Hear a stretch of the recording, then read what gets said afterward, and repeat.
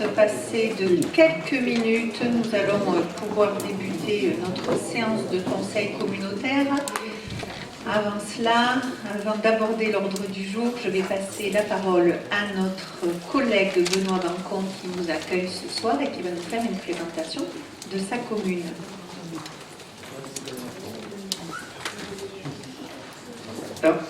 Oui, merci. Bonjour à toutes et à vous tous. Bonjour à la présidente. Bonjour mesdames et messieurs les vice-présidents, le bureau, chers collègues et élus communautaires, mesdames et messieurs les agents communaux, messieurs de la presse et des médias, au nom de la commune de Coudure et de son conseil municipal, bienvenue pour cette réunion communautaire.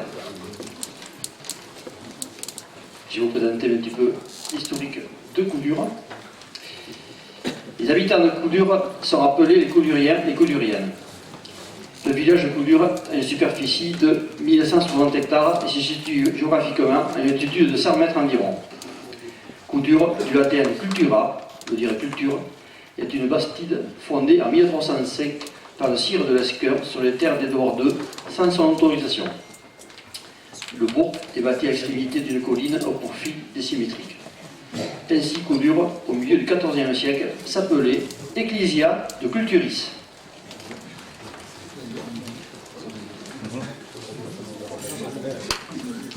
En 1440, Coudure relevait de la baronnerie d'Agemont, de Lescœur d'Audouin.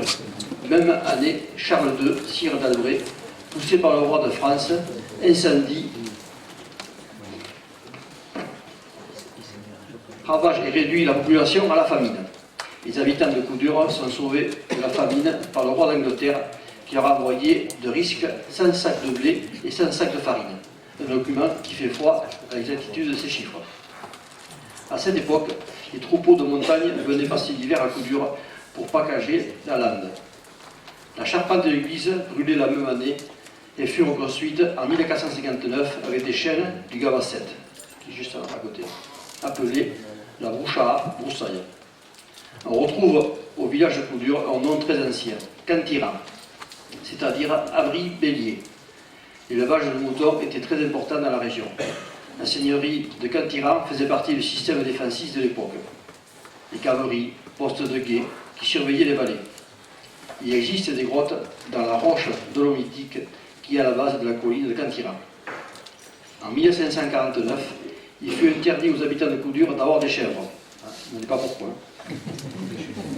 La partie la plus importante consista en vignes, mais aussi en taillis. Le glam jouait un rôle prédominant dans l'économie rurale. Les chêneraies furent vastes.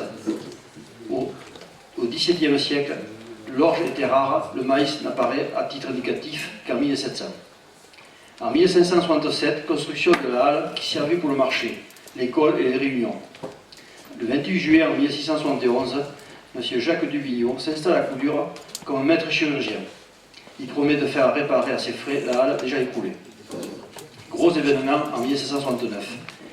Détigny, qui eut du zèle des beaux chemins, ordonne la construction d'une route nouvelle de Coudure à Aubagnan, prolongeant celle d'Aubagnan à Samadé. Elle doit s'inscrire dans la route prévue de Saint-Sevé à Arzac et à Pau, aujourd'hui baptisée RN 944. On a fabriqué à Coudure des bougies, en plus de la fabrique de blocs de grès, qui servaient pour le pavage et qui permettaient de compléter l'économie rurale. On peut trouver encore aujourd'hui certaines de ces pavés.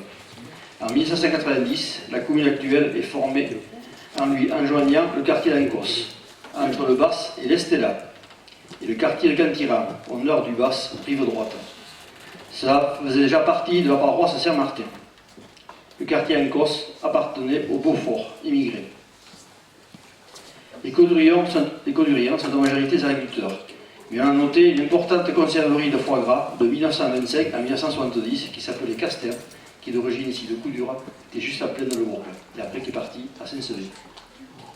Une boucherie-charcuterie, une fabrique de sabots, une manufacture de plumes et de duvets, pareil aussi qui est parti après à Saint-Sevé. Maréchal Ferrand et plusieurs cafés et bistrots, boulangeries et épiceries.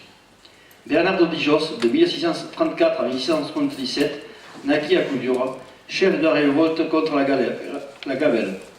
Impôt sur le sel, tant détesté, et que Sully considérait comme le plus productif à l'État. Grâce à Bernardo Dijos, Coudure acquit pendant quelques années, à partir de 1665, une renommée qui se répandit en Guyane, en Gascogne et au Béarn et arriva jusqu'à Versailles, où Colbert de Louis XIV eurent se procurer à cette petite paroisse de la Chanosse. La fin du XIXe siècle, Coudure pleura un de ses enfants glorieux de cette époque, Jean Chicoy, enfant de Coudure, 1824-1889, et notre célèbre écarteur de son vrai nom, Bernard Lalanne. Bernard Lalanne a pris comme synonyme le nom de cabaret de Coudure, dénommé Jean Chicoy du gascon Chicois, du même nom que Chicoy, qui voulait dire très petit. Jean Chicoy avait en effet une toute petite taille, 1,54 m. Un jour, il se paya l'audace d'écarter à Coudure une vache dangereuse avec sa fille sur un bras. On raconte que dans une des corridas à Pampelune, il fonça dans l'arène pour torer une bête que les Espagnols n'avaient pas osé affronter. Sous le huée de la foule, Chicoy fut tout bonnement expulsé.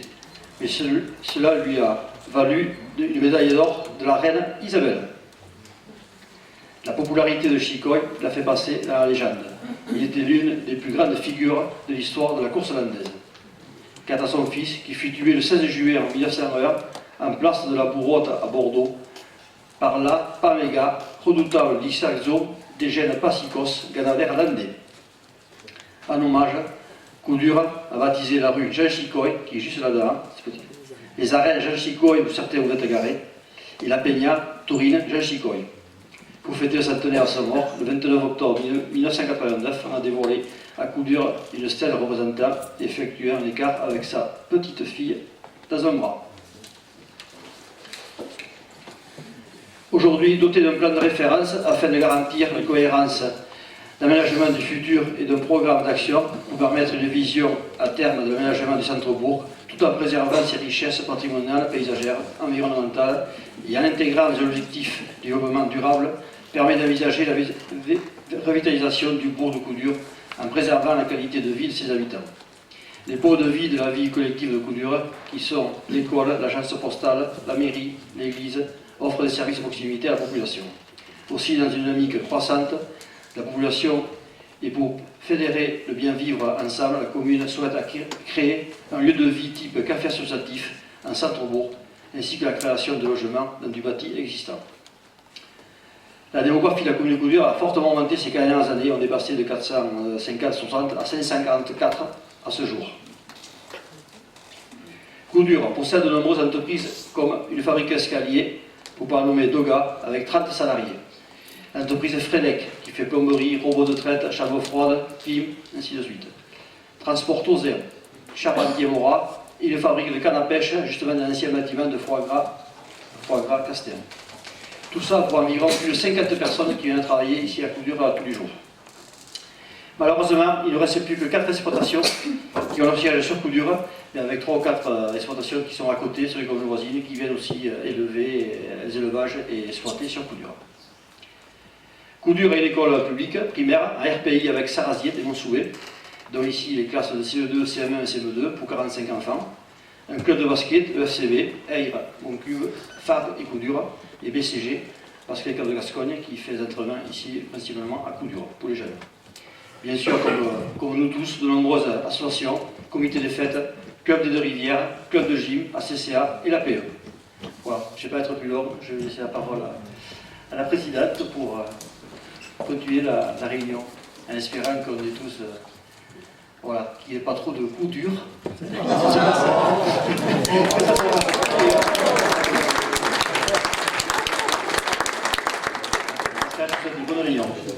Merci beaucoup Benoît, aucune crainte, tout va bien se passer. Merci beaucoup pour cette présentation exhaustive et enrichissante de la commune de Coudure et bonjour également aux membres du conseil municipal qui sont présents ici pour nous accueillir. Je vais procéder à l'appel. Jean Lafitte. Présent. Vincent Dartos. Présent. Marcel Pruet a donné pouvoir à Jean-Louis Laporte. Jean-Louis Laporte. Frédéric Lafitte. Présent. Séverine Enx. Jean-Marc Dupouille. Roland Guichanet. Dominique Last. Gachi Arnaud. Non. Daniel Cardone. Didier Castex. Patricia Lamude. Benoît Bancons. Franck Bedin. Bernard Labadie. Pinot Philippe. Gilles Couture. Catu Jean-Claude a donné pouvoir à Carmen Castro-Monvoisin. Carmen Castro-Monvoisin. Christian Lafargue. Colette d'Estrade. Benoît Labatte. Clémence Ponce. Patrice Rayet. Cécile Paris-Lansaman. Henri Ternus. Isabelle Sabatou. Jérôme Toffoli. Gilbert Lannes. Isabelle Descorps. Denis Dumartin est excusé. Roland Brisé. Christian Boulin. Philippe Telet. Stéphane Cabane. Michel Frug. Philippe Granger est excusé. Pascal Gaumont. David Noguès. Christian Guichenet. Dominique Cazobieil. Anne-Marie Larère. Patrick Passard a donné pouvoir à Philippe Pinault. Philippe Pinault est présent. Jean-Jacques Dehes. Jean-Pascal Dallanne. Alain Duluc. Michel Lafenêtre. Chantal Daribert. Céline Labatte. André Passicos. Jean-Jacques Danet. Jacques Labenne. Aimé Laborde. Philippe Dutoya. Arnaud Tauzin. Patricia Ferron a donné pouvoir à Marion Bergigna. Jean-Marc Fabier a donné pouvoir à Arnaud Fabre. Christophe Tastet. Sophie Dupouille a donné pouvoir à Claire Duprat. Jacques Choulet a donné pouvoir à Christophe Tastet. Olivier Martinez. Julie Souriant a donné pouvoir à Olivier Martinez. Olivier Rouffia. Bernard Tastet. Rezende Aurore. Béatrice Makoviecki. Didier Dufour a donné pouvoir à Pascal Requena. Geneviève Van Aclé. Gilbert Dubic. Et Roland Dufour. Je vous propose de désigner un secrétaire de séance. Je vous propose la candidature de Benoît Bancons. Est-ce qu'il y a des oppositions? Pas d'opposition, des abstentions? Je vous remercie. Premier point à l'ordre du jour, approbation du procès-verbal. Est-ce qu'il y a des remarques, des observations avant que je ne le mette aux voix? Pas de remarques, pas d'observations. Je vais mettre aux voix qui est contre son adoption, qui s'abstient. Je vous remercie. Premier point à l'ordre du jour, le Fonds national de péréquation des ressources intercommunales et communales, plus communément appelé le FPIC, avec une proposition de répartition dérogatoire libre. Rapporteur, M. Frug. Bien, merci mesdames et messieurs. Donc on est habitué à cet exercice sur le FPIC. Je rappelle que ce Fonds national de péréquation des ressources intercommunales et communales consiste à prélever des recettes sur les ensembles intercommunaux les plus favorisés pour reverser une péréquation avec les ensembles intercommunaux les plus défavorisés. Donc il y a eu une montée en puissance, puisqu'à l'origine, en 2012, le fonds était de 150 millions d'euros. Il est passé à 360 en 2013, 570 en 2014, et pour être aujourd'hui à 1 milliard d'euros. Donc il y a 1242 ensembles intercommunaux concernés.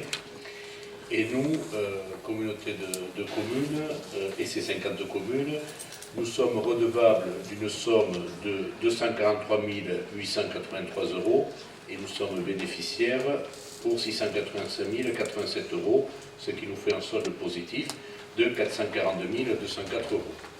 Donc nous avons les textes prévoient que nous avons 3 modes de répartition possibles. Le premier qui est une répartition de droit commun. Le deuxième qui est une répartition dérogatoire à la majorité de 2/3, mais avec un encadrement des variations autorisées. Et puis la troisième, je vais m'arrêter sur celui-là, celui que nous avons déjà retenu l'an dernier, qui est la répartition dérogatoire libre. Donc la particularité de cette répartition dérogatoire libre, c'est qu'elle doit requérir l'unanimité des membres du conseil communautaire.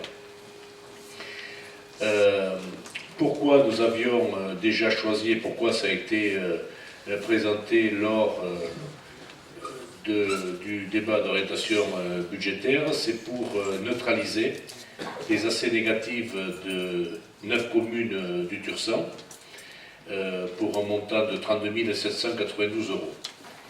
Donc la répartition qui est proposée est de neutraliser ces 32 792 € entre la communauté de communes pour 11 474 € et les communes pour 21 318 € en fonction du CIF. Et puis la répartition entre les communes de ces 21 318 € en fonction du potentiel financier par habitant et de la population. Donc vous avez reçu dans vos convocations le tableau récapitulatif avec 3 colonnes, ce qui a été affecté l'an dernier, ce qui aurait pu être cette année si on était resté sur la répartition, je vais dire, de droit commun du FPIC.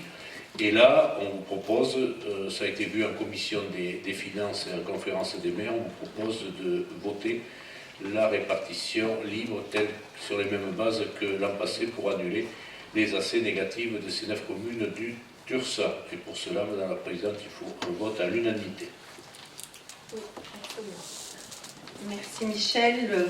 Est-ce qu'il y a des questions sur ce dossier désormais classique et comme Michel Trude l'a précisé, vu en commission et en conférence des maires?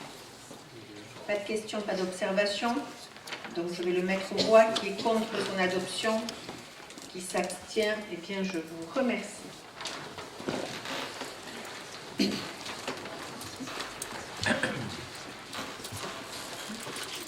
Point suivant à l'ordre du jour, adhésion à l'agence France locale. De nouveau, Monsieur Krug. Merci. Donc, ce soir, nous voulons vous proposer l'adhésion à l'agence France locale. Donc, il s'agit d'un établissement de crédit qui est constitué exclusivement de capitaux apportés par des collectivités territoriales qui en sont les seuls membres. Donc, cette agence est née en 2013 en réaction à la crise financière internationale de la fin des années 2000 et son intérêt a rapidement décliné suite à la politique de liquidité abondante et très peu chère initiée par la Banque centrale européenne à partir de 2015. Cette politique qui a connu son apogée avec des taux extrêmement bas jusqu'au début du conflit ukrainien. Le retour d'une inflation forte en Europe a radicalement changé la politique monétaire de la Banque centrale européenne qui, pour contenir l'inflation, a décidé de réduire drastiquement l'accès au crédit par la forte remontée des taux. Et on voit encore ces semaines passées ces taux qui remontent et des liquidités moins disponibles. Alors pour rappel, la communauté de communes a emprunté sur 20 ans en taux fixe en 2021 à 0,79%, en 2022 à 3,41% et en juillet dernier, nous avons réalisé un prêt à 4,14%. Et ce que nous avons ressenti, c'est que les banques qui avaient été sollicitées, toutes ne voulaient pas nous proposer la totalité de l'encours que l'on souhaitait emprunter. Donc, l'intérêt d'une adhésion à l'agence France locale, c'est de diversifier nos sources de financement. Alors, il y a des règles particulières pour adhérer à cette agence France locale. Nous devons avoir un coefficient d'endettement inférieur à 5,99, donc c'est un calcul qui est fait pour vérifier la capacité de remboursement de la collectivité. Et puis, nous devons verser un capital initial qui est égal à 0,9% du stock de la dette de la communauté de communes, soit actuellement 76 900 €. Donc versement qui peut s'étaler sur 10 ans. Mais l'intérêt d'adhérer à cette association, à cette agence, c'est de pouvoir bénéficier de taux d'intérêt plus faibles que ceux du marché.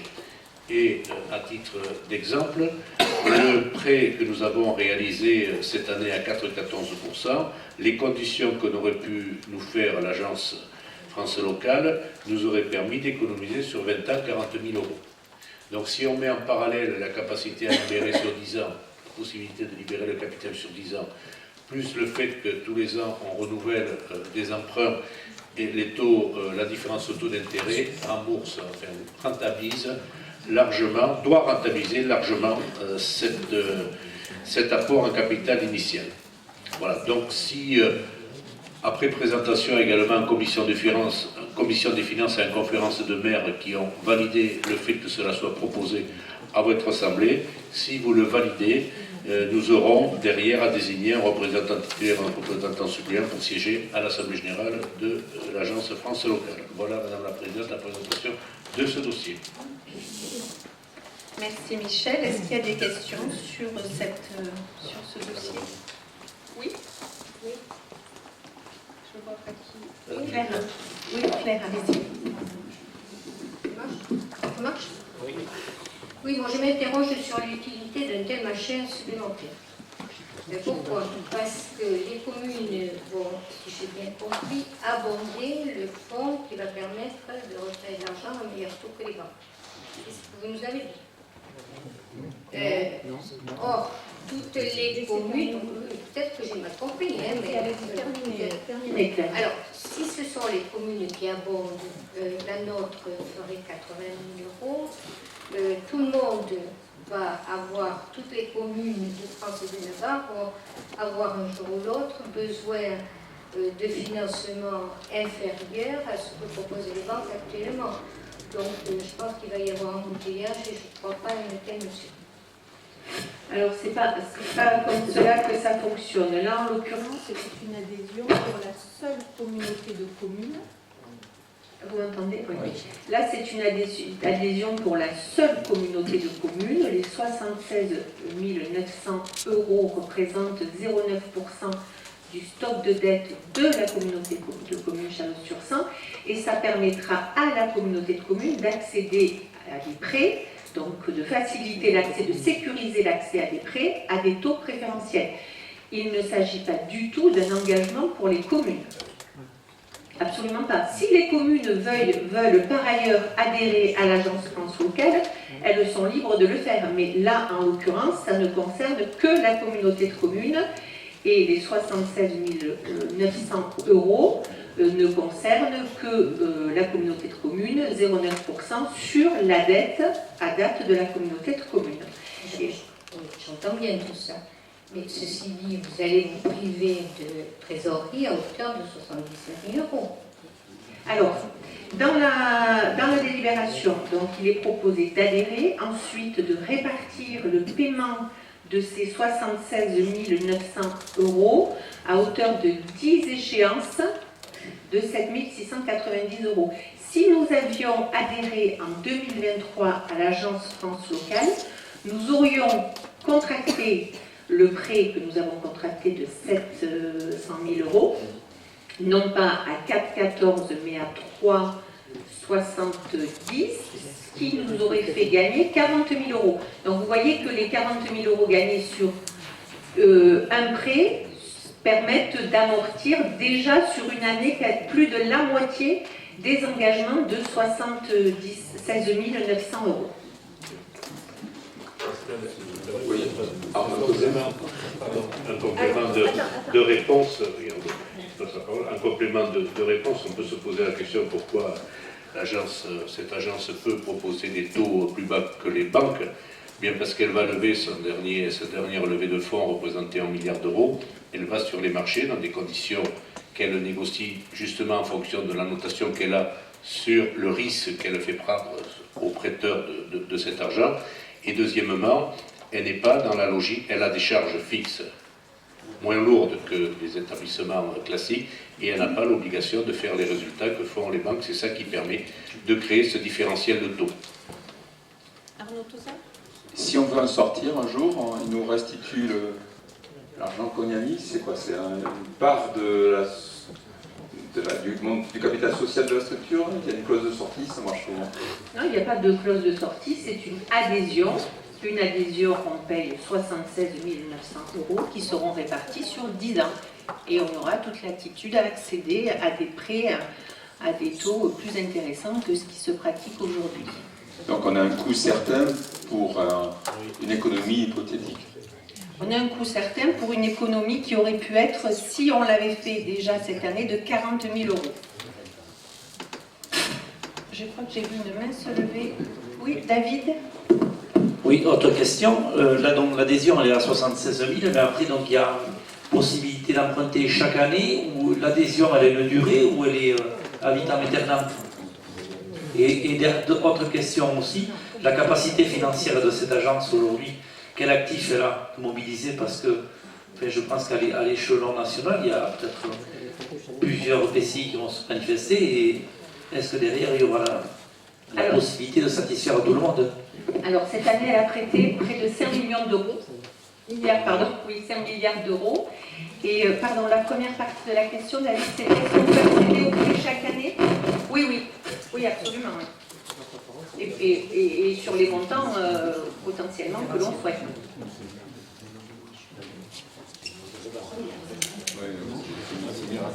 Oui. Et si les taux d'intérêt, on ne peut pas trop se projeter, ils rebaissaient, il se passe quoi? Ils vont baisser pour eux aussi. Donc, voilà. Donc, potentiellement, ils seraient toujours inférieurs à ce qui serait pratiqué sur le marché. Alors, il est évident que quand on avait des taux inférieurs à 1%, ça n'avait pas d'intérêt d'aller quelque part investir pour avoir des taux qui vraiment très très à la marge inférieurs. Aujourd'hui. Vincent. Est-ce que, comme les établissements financiers privés, il y a des garde-fous, c'est-à-dire que cet établissement ne va pas nous prêter inconsidérément de l'argent ad vitam aeternam? Non. Alors il y a déjà une notation au départ, qui est l'endettement de la collectivité, qui ne doit pas dépasser un ratio de 5,99, donc c'est année de capacité de remboursement. Donc et ensuite, ça fonctionne comme à tous les prêteurs. C'est comme il y a une analyse de risque qui est faite sur la solvabilité de l'emprunteur. Aujourd'hui, il y a 10 collectivités dans le département des Landes, il y a 600 collectivités au total qui adhèrent à cette agence, il y en a 10 dans les Landes, et je sais qu'il y a un certain nombre de communes qui regardent à pouvoir passer par le biais de cette agence. Alors bien sûr, moins on est endetté, plus c'est intéressant, puisque l'adhésion de départ est moins élevée possible. Et quand il y a des gros projets, il peut y avoir un intérêt. Mais il faut comprendre que dans la promotion de cette agence a été faite il y a déjà quelques années, mais c'est vrai qu'avec la liquidité qu'il y avait, les taux bas, il y avait peu d'intérêt à y aller. Aujourd'hui, quand vous avez des banques qui font le choix de financer telle ou telle activité, et si les collectivités ne font pas partie de leur scope actuel, puisqu'il y a une réfaction de la liquidité, eh bien ça sécurise la communauté de communes aussi par rapport à sa capacité d'avoir une offre par d'autres partenaires que le circuit classique bancaire.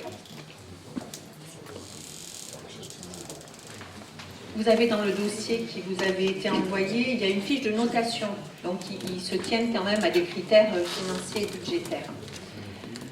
Pour exemple, cette année, on a obtenu le prêt de 700 000 € par la Banque Postale, on avait sollicité plusieurs établissements et certains ne voulaient accorder que la moitié de la demande et préféraient qu'on aille chercher sur une autre banque. Voilà.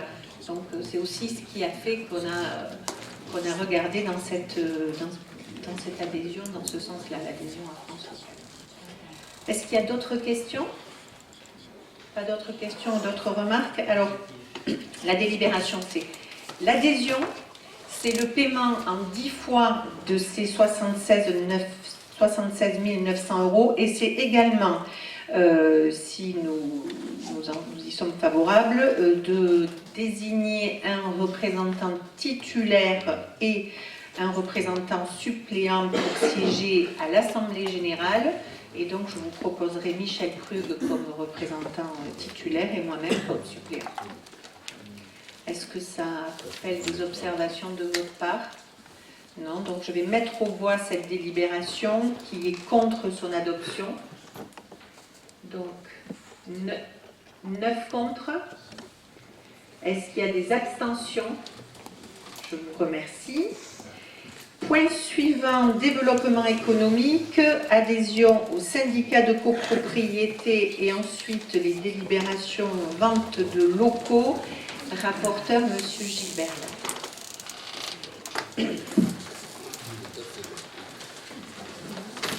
Oui, bonsoir à toutes et tous. L'ex-comité de communes du Tursan a réalisé en 2013 un ensemble immobilier composé de 4 locaux commerciaux. Dans le cadre de cette opération immobilière, et les baux commerciaux qui ont été signés prévoyaient une option d'achat pour le preneur au terme de 10 ans.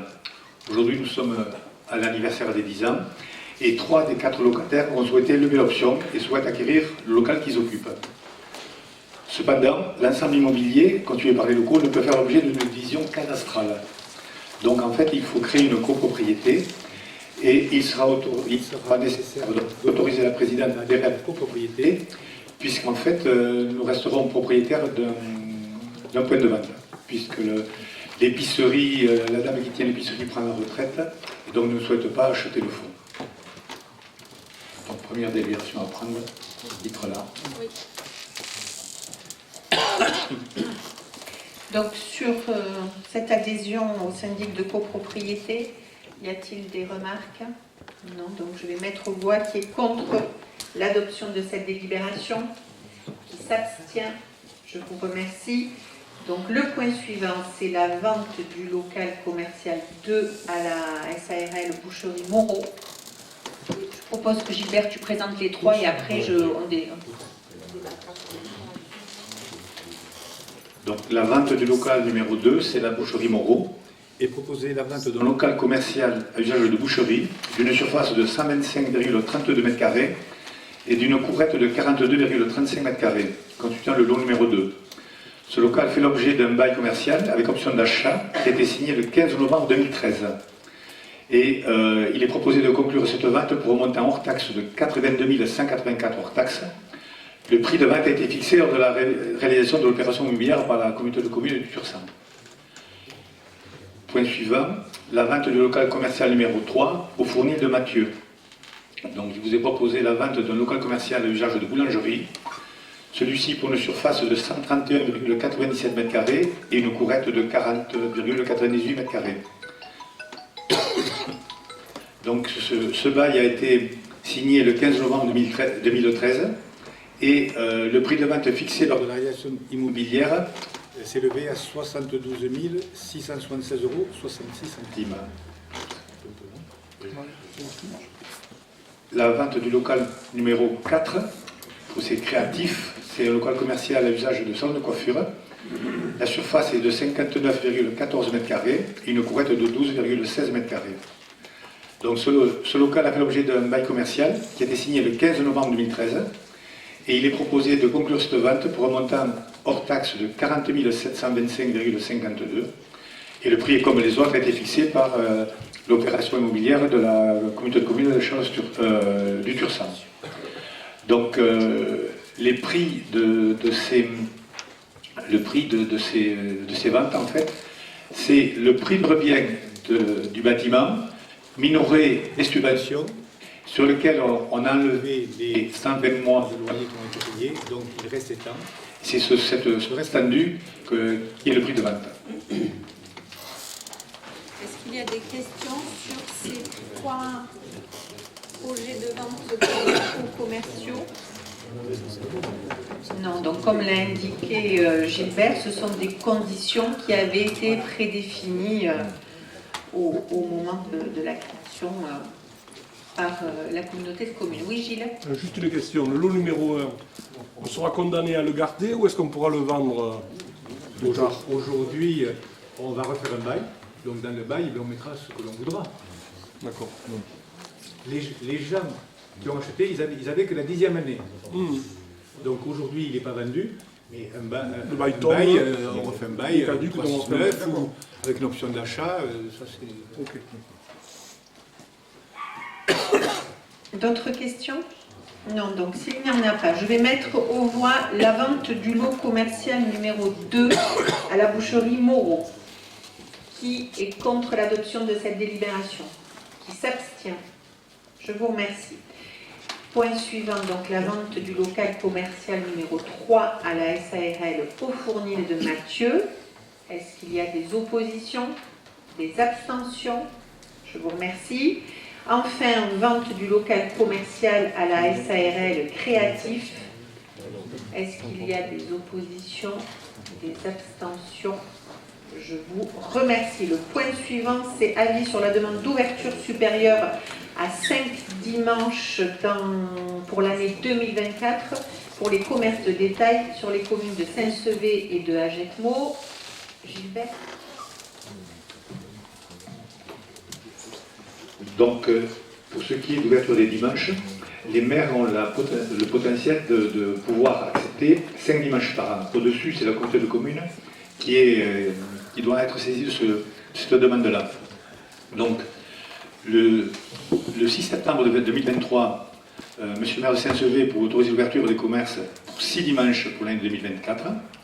Et le 14 septembre 2023, madame le maire d'Hagetmau pour 10 dimanches pour 2024. Donc aujourd'hui, en fait, nous devons valider l'ouverture de ces dimanches-là, qui est en fait pour notre pouvoir, c'est au-dessus des 5 dimanches qui est pouvoir qui est octroyé au maire.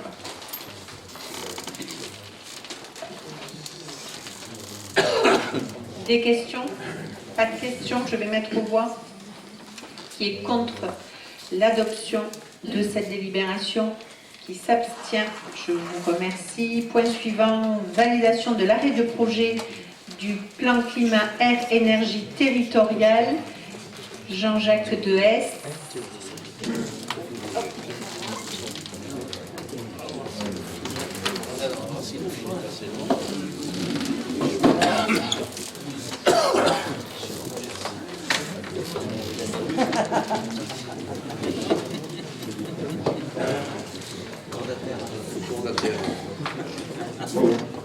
Bonsoir à tout le monde.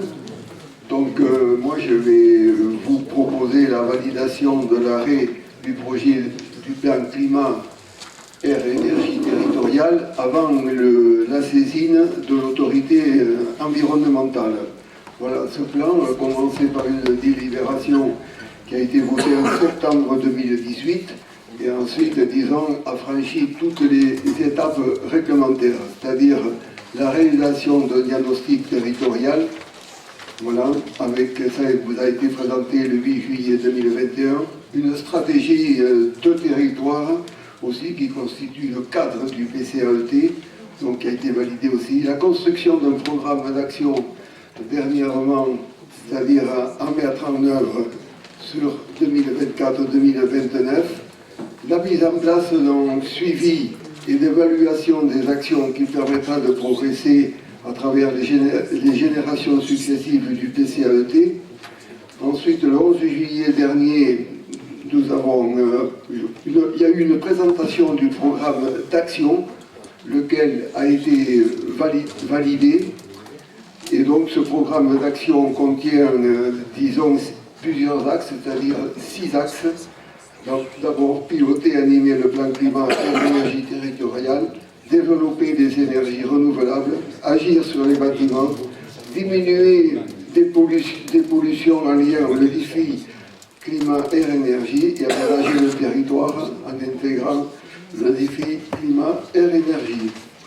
La mise en œuvre et le suivi de ce PCAET se fera 2024-2029 et disons qu'ensuite les étapes à venir, c'est l'arrêt du projet du PCAET qu'on va vous proposer aujourd'hui avant de le transmettre, disons, à l'autorité environnementale qui va l'étudier et qui va, disons, apprécier son contenu, cela durant pendant 3 mois.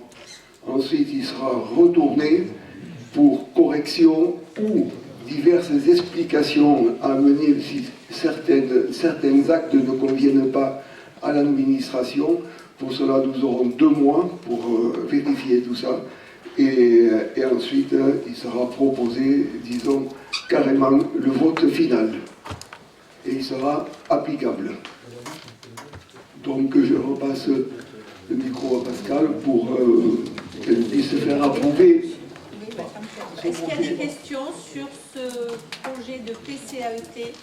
Donc, vous avez reçu toutes les fiches et les actions proposées, et puis l'ensemble du dossier qui sera envoyé, mais c'était un peu fastidieux de prendre connaissance de ce dossier complet. Pas de questions? Donc je vais mettre aux voix cette délibération. Qui est contre son adoption? Qui s'abstient? Je vous remercie.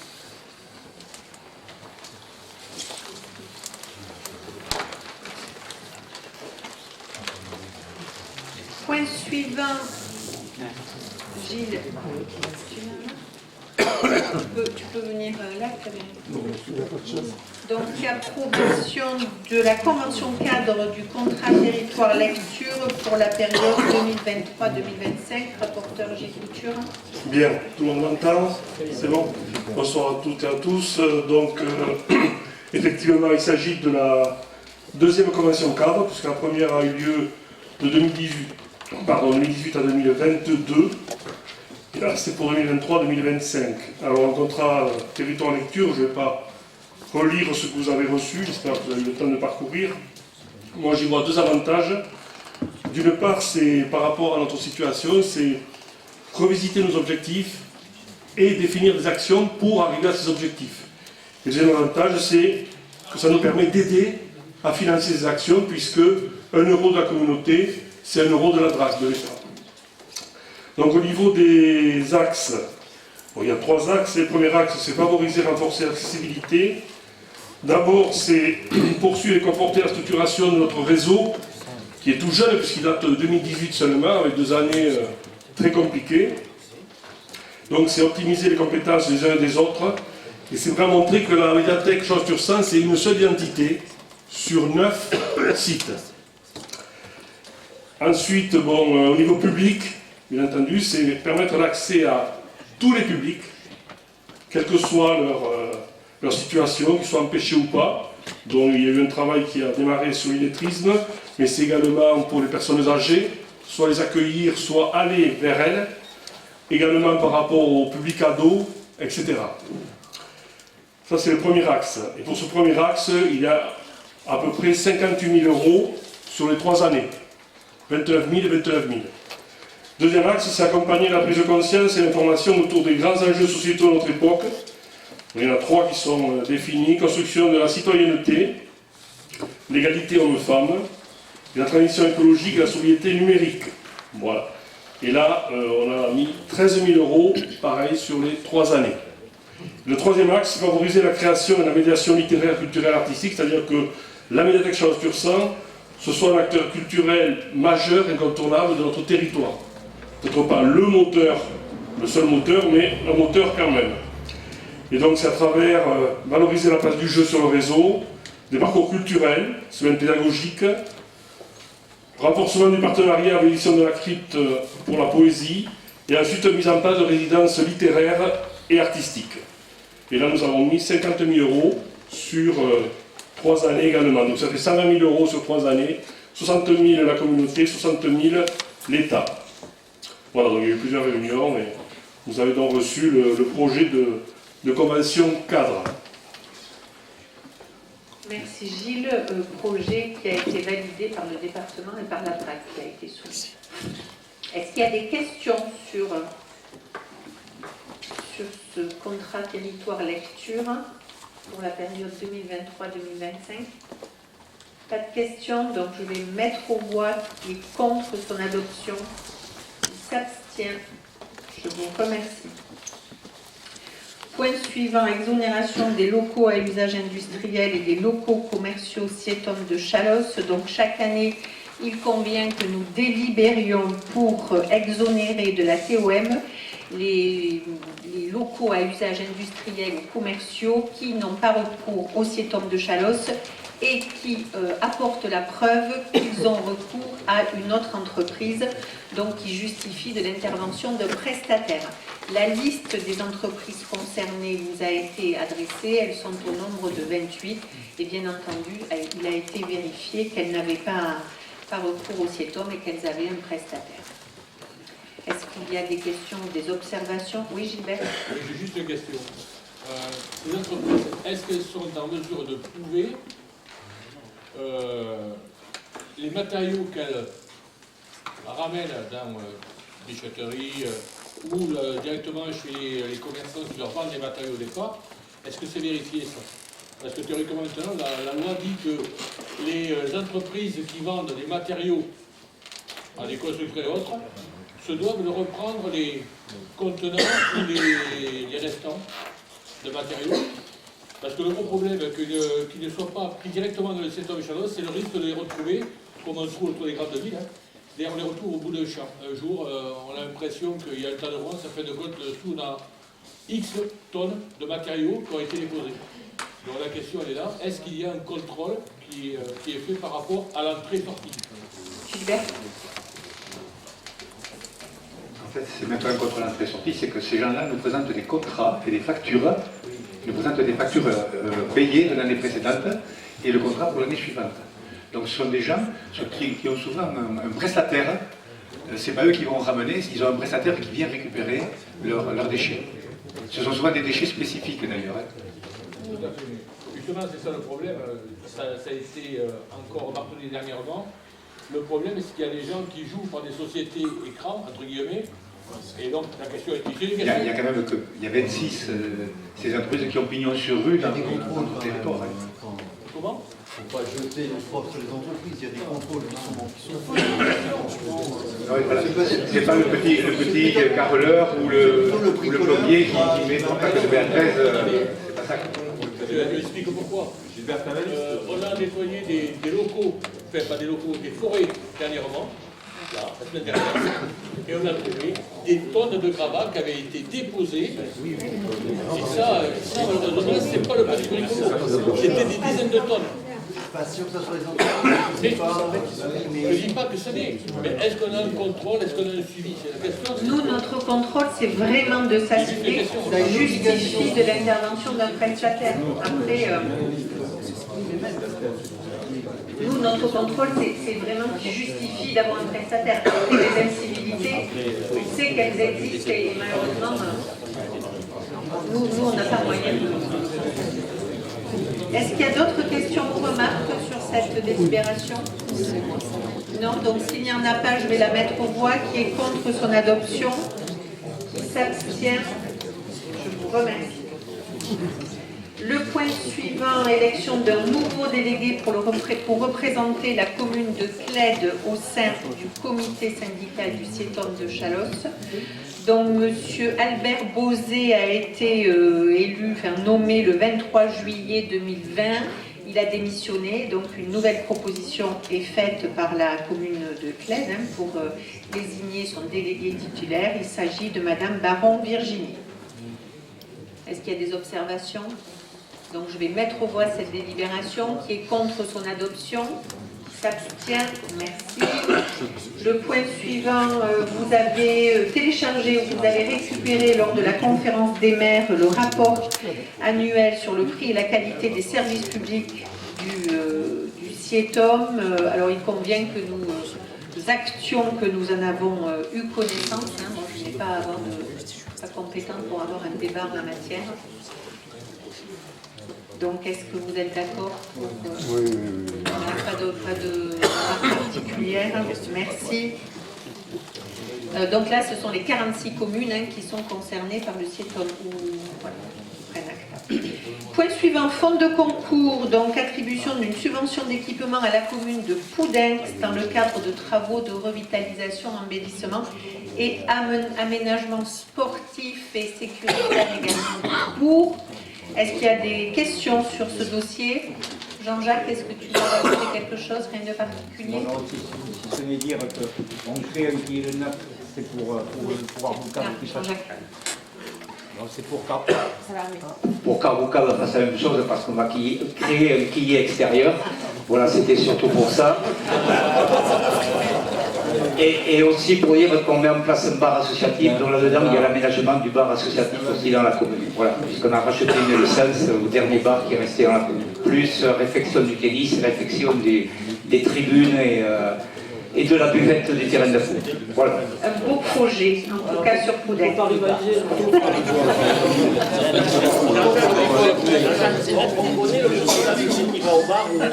Il n'y a pas de problème. En période de grande sécheresse. C'est les vases communicants en fait. Mais il y a 2 buvettes pour le servir quand même. Donc je vais mettre au voie cette délibération. Qui est contre son adoption? Qui s'abstient? Je vous remercie. Attribution d'une subvention à la commune de Bamako pour des travaux d'amélioration de l'ensemble de l'éclairage public. Et de spécial. Donc je mets au voie cette délibération. Qui est contre son adoption? Qui s'abstient? Je vous remercie. Prochain conseil communautaire, Omoko. Omoko, Gilbert? Ouais, c'est bon, ça marche, parfait. Quelques informations avant de clôturer cette séance. Pardon. Fargue, on n'a pas fait Fargue, on a sauté Fargue. Oui, on va remettre Fargue, oui, on peut faire Fargue la prochaine fois, non, sans problème. Fargue. Le prochain, ce sera. C'est vrai qu'il y avait des travaux et qu'on avait repoussé Fargue. Merci. Merci Philippe. Quelques points rapides d'information. D'abord pour vous confirmer. Alors, je le confirme très rapidement et je dis, parce que la question m'a été posée avec, comme on n'a pas redélibéré, on a bien acheté le terrain Pégol situé à Saint-Sevé. L'acte définitif a été signé le 13 juillet dernier et c'est la délibération du 8 décembre 2021 qui m'autorisait à signer cet acte définitif. Nous aurons le week-end prochain le salon du livre les 7 et 8 octobre à Jaune. Je vous rappelle que vous êtes invités au déjeuner le dimanche 8 octobre et qu'il y aura des conférences dès le samedi après-midi. Je pense que vous allez pouvoir récupérer l'affiche et le programme. Le 27 octobre à 19h à Montsouet, remise des trophées en Chalosse-Tursan, trophée course landaise. Le 27 octobre, 19h à Montsouet. Je vous confirme également que les ateliers communautaires ont été déménagés et les locaux restitués ce début de semaine aux propriétaires. D'autres points d'information, je vais passer la parole à Frédéric Lafitte, Dominique, ou Jean Lafitte d'abord, et ensuite on en verra de l'autre côté.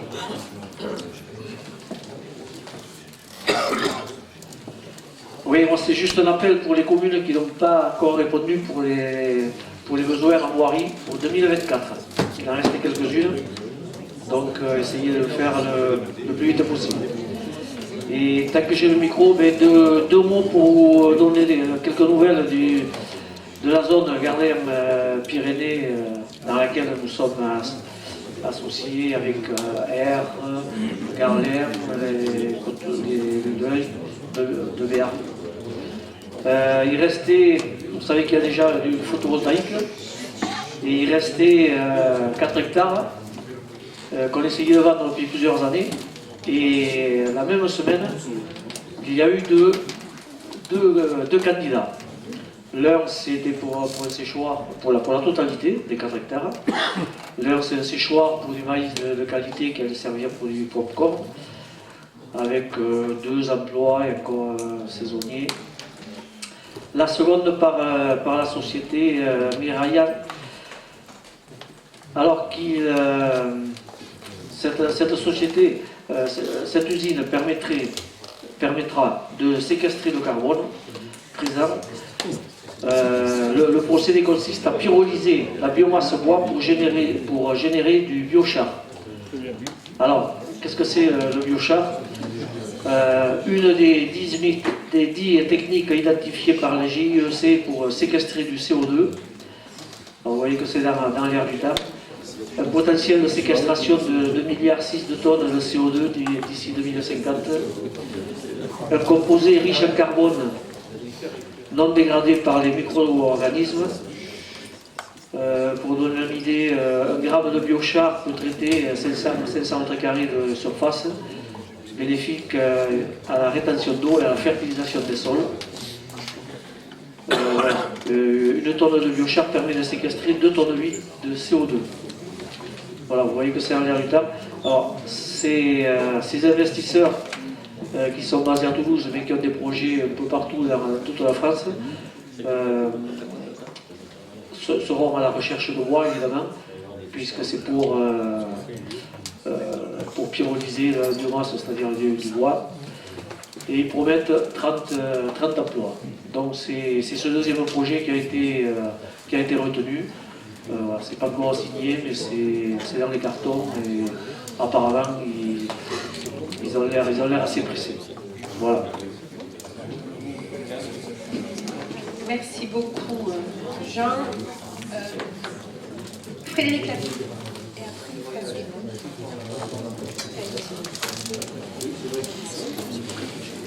Mesdames, Messieurs, bonsoir. Méfiez-vous, en Lafitte peut en cacher un autre, a priori. Vous faire un point sur l'avancement des travaux de la maison de santé, l'extension de la maison de santé de Samadé. Les travaux sont en passe d'être livrés. Les opérations préalables à la réception ont été engagées. Les locaux seront disponibles a priori à partir du 1er novembre. L'objectif a été respecté puisqu'il y avait un gros enjeu de dotation de fonds européens, puisqu'il fallait avoir livré et terminé les travaux au 30 septembre et c'est chose faite. Donc ça a été une prouesse tant technique qu'administrative. J'ai eu l'occasion de remercier les services. Je remercierai également les acteurs quand je les croiserai au moment de la réception. Voilà, c'est quelque chose de plutôt positif. La commission santé va se réunir le 16 octobre. À l'ordre du jour, bien sûr, il y aura la visite de cette maison de santé et de l'extension. Il y aura également une présentation intégrale des coûts de l'opération et des subventions reçues. Nous évoquerons également les conditions d'occupation de cette extension, puisqu'il y a un bail en cours sur l'équipement, sur l'outil actuel, mais il y aura un avenant à proposer aux professionnels de santé pour l'occupation de l'extension. Donc voilà, c'est plutôt une affaire qui est rondement menée et qui donne plutôt satisfaction pour l'instant. Merci Frédéric. Et Dominique. Oui, bonsoir. Donc juste un petit rappel concernant le PMI, bien sûr.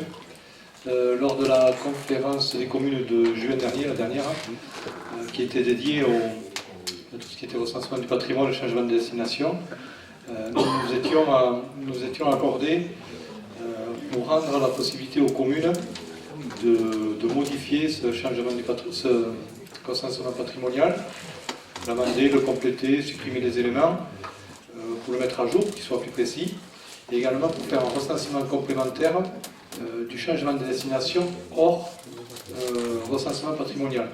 Si jamais on voulait compléter, donc pour pouvoir rénover certaines granges qui n'avaient pas un caractère architectural, mais qui pouvaient avoir un sens en termes de changement de destination. Suite à cette conférence des communes, donc, vous avez été destinataire d'un mail avec des notes, avec des documents techniques. Je sais que l'exercice est un petit peu fastidieux. Nous avions demandé à ce que ce recensement complémentaire soit rendu donc à la communauté de communes pour le 15 septembre. L'objectif c'était de le rendre le plus juste possible. Et également,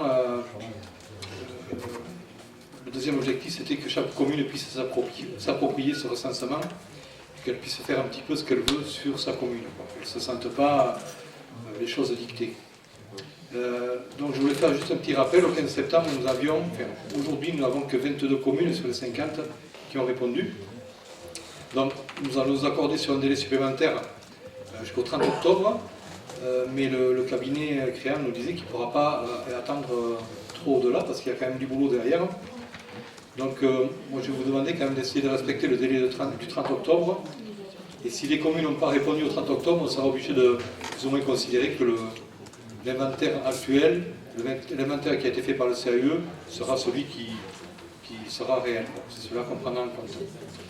Et le deuxième rappel pour les 22 communes qui ont d'ores et déjà répondu, et cette consigne vaut pour tout le monde, dans la procédure, lorsque vous voulez procéder au recensement supplémentaire de changement de destination ou de bâtiments pouvant être recensés au patrimoine, il y a une fiche vierge à compléter sur le même principe qu'avait fait le CAUE.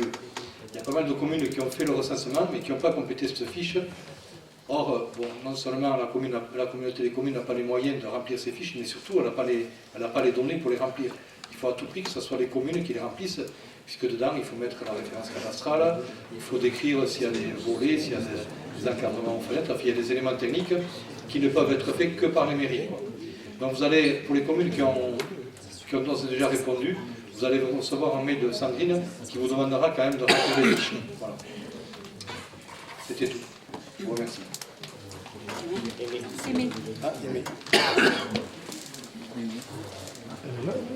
Je suis là.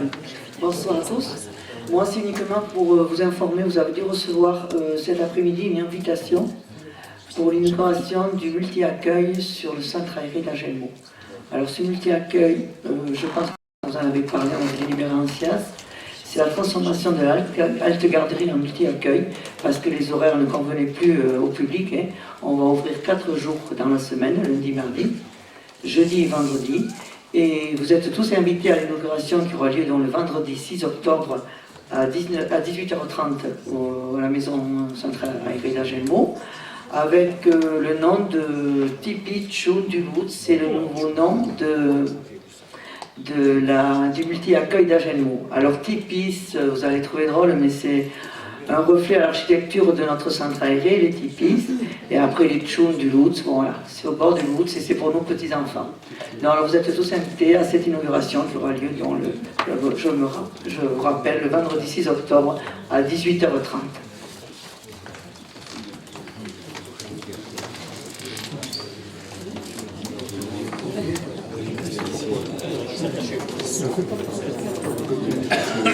Avant de céder la parole à Benoît, je veux vous remercier à tous, remercier de nouveau Benoît et le conseil municipal. Bon, moi je ne vais pas être plus long, très heureux d'avoir pu hier enfin aujourd'hui. Et la réunion qui était prévue au printemps, et bon, j'ai compris. Ah pardon, il y a un petit souci à l'interne, donc heureux d'avoir fait une réunion aujourd'hui. C'est le principal, avec l'esprit communautaire, c'était le but recherché. Je vous invite à vous retourner côté gauche pour rejoindre le bas, avec quelques tables, pour voir un petit réconfort. Allez. Merci beaucoup. Et alors, pardon, Gilles me fait savoir qu'avant le déjeuner du dimanche 8 à Jaune, il y aura un vin d'honneur. Et il y a pour l'ensemble des élus des documents à récupérer auprès de Frédéric et de Jérémy également. Et Geneviève me dit qu'il y en a aussi de ce côté. Bon, vous avez des documents à récupérer, mesdames et messieurs les maires. Merci.